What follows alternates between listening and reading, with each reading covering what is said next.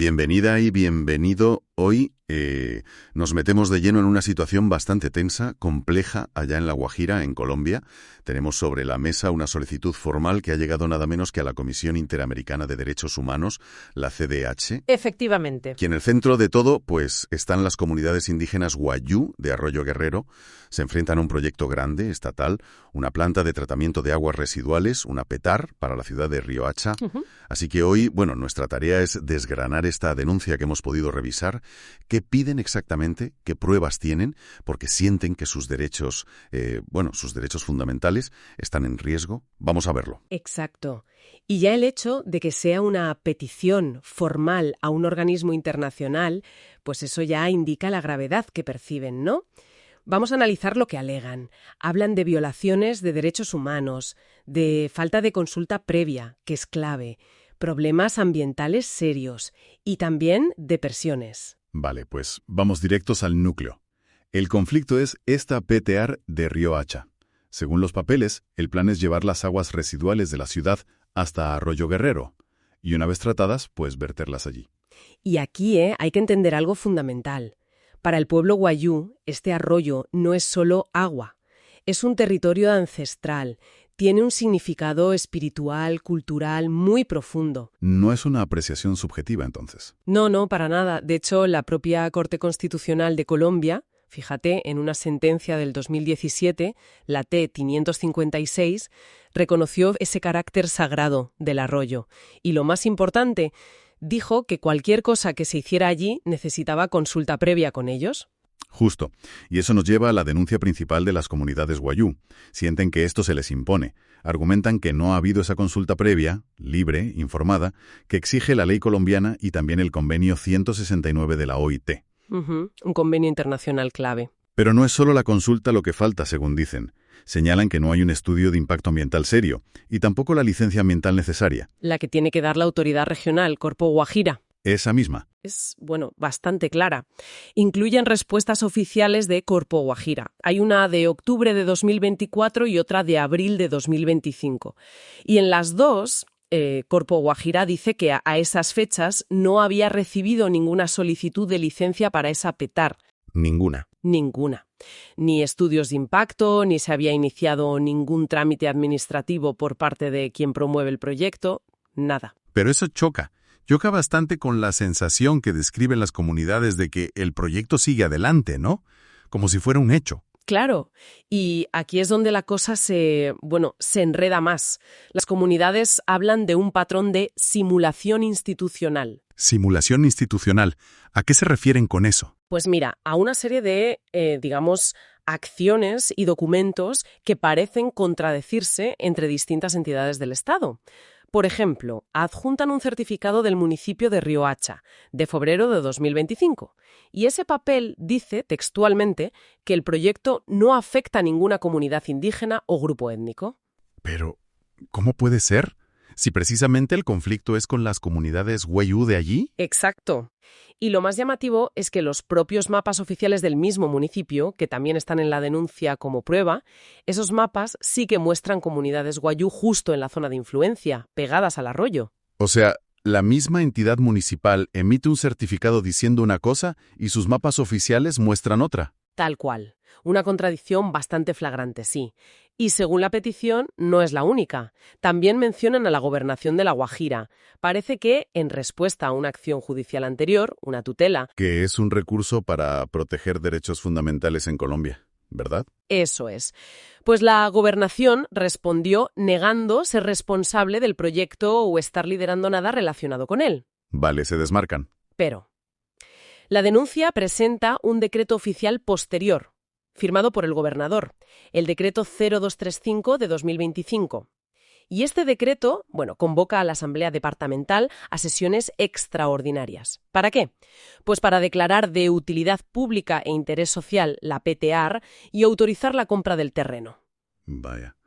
Entonces, primero niegan tener que ver y luego impulsan activamente la declaración de utilidad pública. Exactamente. Esa es la discrepancia que señalan. Niegan ante un juez, pero luego toman pasos administrativos clave. Mientras tanto, Corpo Guajira diciendo que no hay papeles ambientales. Efectivamente. Y mientras unas entidades, digamos, niegan o confirman ausencias, otras figuras sí parecen actuar como si todo estuviera ya decidido. ¿Cómo quiénes? Pues la denuncia incluye capturas de redes sociales, de Instagram, de junio de 2025. Y ahí se ve a gente de la empresa pública SPGWA, que es la responsable del proyecto, junto con diputados de la gobernación. Visitando el terreno. Sí, visitando el lote elegido para la petar, hablando de la ubicación como si ya estuviera cerrada y decidida. Entiendo. O sea, una especie de descoordinación, por decirlo suavemente. Bueno, las comunidades en su denuncia van más allá de la descoordinación. Interpretan esta fragmentación, estas contradicciones entre municipio, gobernación, Corpo Guajira, SPGWA, incluso el Ministerio del Interior. ¿Cómo lo ven ellos? Como una posible estrategia. Una forma de ir avanzando de facto por la vía de los hechos. Presentar la PTAR como algo inevitable en los medios, en las visitas, mientras se van esquivando o retrasando las obligaciones legales formales. Como la consulta o la licencia ambiental. Exacto.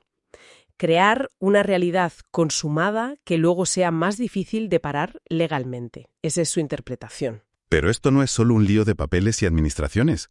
Los documentos insisten mucho en el coste humano. Y es grave. Se habla de amenazas de muerte. Directas contra una lideresa indígena, Clarena Fonseca Uriana, una de las voces más visibles contra el proyecto en esa ubicación. Sí, y esto. No es solo lo que dice la comunidad. La denuncia adjunta un documento oficial muy importante. Es una comunicación de la Defensoría del Pueblo de Colombia, de junio de 2025, dirigida a un juzgado. Y en ese escrito, la Defensoría, que es una entidad estatal de derechos humanos, confirma esas amenazas contra Clarena Fonseca. ¿La Defensoría lo confirma? Sí. Y lo más importante, vincula directamente las amenazas a su trabajo de defensa del territorio por el tema de la PATAR. Establece esa conexión. Madre mía. Y va más allá. El documento de la Defensoría informa de que Clarena tuvo que desplazarse forzosamente de su comunidad por seguridad, por el riesgo, y documenta que sufre problemas de salud por lo que la Defensoría llama una persecución. Son palabras muy serias de una institución oficial. Terrible. Y además de las amenazas físicas, la denuncia habla de hostigamiento judicial, ¿puede ser? Sí. Detallan que la empresa pública SPGWA, la que impulsa el proyecto, llegó a pedirle a un juez que declarara temeraria la acción de tutela que Clarena y su comunidad pusieron para proteger sus derechos. ¿Temeraria? ¿Por pedir protección judicial? Exacto. E incluso pidieron sanciones contra ella por acudir a la justicia. Pero eso... Pues mira, esa táctica tiene un nombre. A nivel internacional se llama SLAP. Son las siglas en inglés de Demanda Estratégica contra la Participación Pública. Es una forma conocida de intentar intimidar, desgastar, silenciar a defensores de derechos humanos, a ciudadanos críticos. Y que venga de una empresa pública. Claro, y que se dirija contra una lideresa indígena que ya está reconocida como amenazada por otra entidad del Estado, como es la Defensoría. Pues la denuncia lo califica de especialmente grave. Con todo esto sobre la mesa, las comunidades wayú usan un concepto en la denuncia para explicar lo que sienten que pasa. Racismo ambiental. ¿Qué significa eso aquí? Pues argumentan que se está decidiendo, de forma deliberada, mover la carga ambiental de una infraestructura, la PETAR, que necesita Riohacha, moverla desde la ciudad hacia un territorio indígena que consideran vulnerable, a más de 8 kilómetros, calculan ellos. O sea, el problema de la ciudad se soluciona llevándolo al territorio indígena. Esa es la idea central de su argumento, sí. Que su territorio ancestral, Arroyo Guerrero, se está usando como una zona de sacrificio. Que se evita asumir los costes ambientales y sociales donde se genera el problema, en la ciudad, y se trasladan a una comunidad indígena. Y sin su consentimiento. Y por eso lo llaman racismo ambiental. Exacto.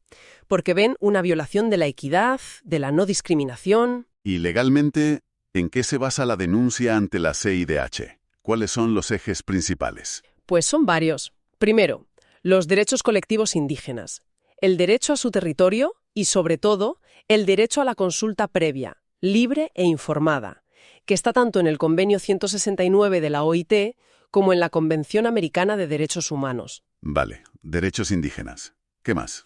Segundo, derechos ambientales, el derecho a un medio ambiente sano y los derechos de acceso a información, participación y justicia en temas ambientales. Mencionan el Acuerdo de Escazú. Que Colombia ratificó, ¿no? Sí, lo ha ratificado. Tercero, y muy grave, el derecho a la vida y a la integridad personal, por las amenazas a Clarena Fonseca. Cuarto, el derecho a la protección judicial efectiva.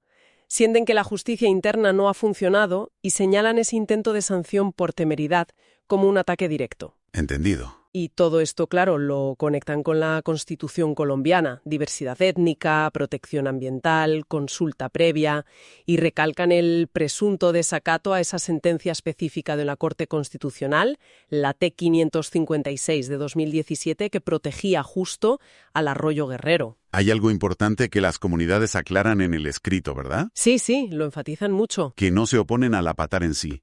Reconocen que Riohacha necesita saneamiento. Correcto. Su problema no es la planta, sino dos cosas: la ubicación, impuesta en su territorio sagrado, y la forma, el proceso. Sin consulta, sin estudios, sin licencias. Exacto. Falta todo eso, según denuncian. ¿Y tienen alguna propuesta alternativa? Pues sí, en la documentación proponen construir la PTAR cerca del río Ranchería, pero dentro del perímetro urbano de Riohacha. Su lógica es, si las aguas residuales se generan en la ciudad, pues que se traten allí mismo. Parece lógico, ¿no?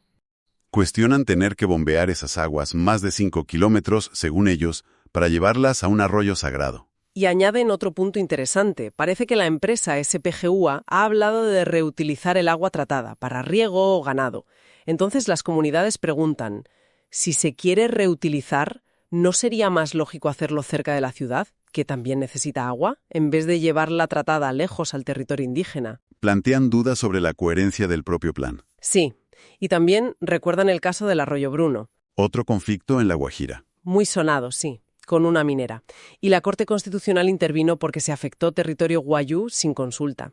El mensaje es, no repitamos los mismos errores aquí. Con todo este panorama, ¿qué le piden concretamente a la CIDH? Pues varias cosas. Lo primero, y urgente, son medidas cautelares. Para proteger a Clarena Fonseca. Exacto.